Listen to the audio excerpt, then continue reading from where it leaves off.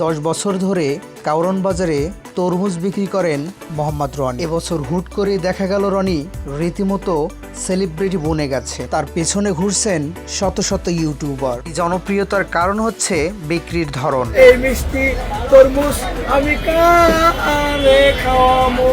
তার দাবি, বাপদাদা থেকে পাওয়া এই জ্ঞান তাকে তরমুজ বিশেষজ্ঞ বানিয়েছে। এই তরমুজের পিছনে আমি 10 বছর গোলামি করছি, কামলাগিরি করছি, মানুষের কাজ করছি, বেতন দিছে, হাজিরা দিছে, খালি কাজ করছি, তরমুজ চিনি নাই। আমার বাপ দাদা তার সাথে আমি ঘুরছি, বেড়াইছি, লাড়ছি, চারছি, কারছি, শিখছি। আমার বাপ মারা গেছে, আমার দাদা মারা গেছে, পরে আমি বড় হয়েছি। এখন তরমুজ আমি চিনা ফেলাইছি, কোনটা লাল কোনটা সাদা। তার এই তরমুজ বিক্রির অভিনব কৌশল সামাজিক যোগাযোগ মাধ্যমগুলোতে ব্যাপক হারে ভাইরাল হয়েছে। ভাইয়ার ডায়লগটা তো খুব ফেমাস হয়ে গেছে, ফেসবুক পুরো একদম সম্পূর্ণ ভাইরাল।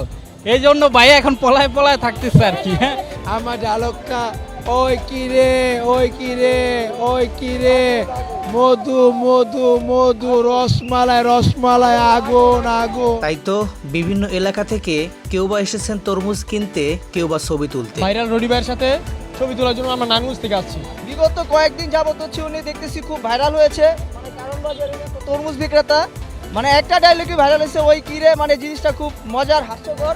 এজন্য ওনাকে দেখতে আসছি ভাইয়া।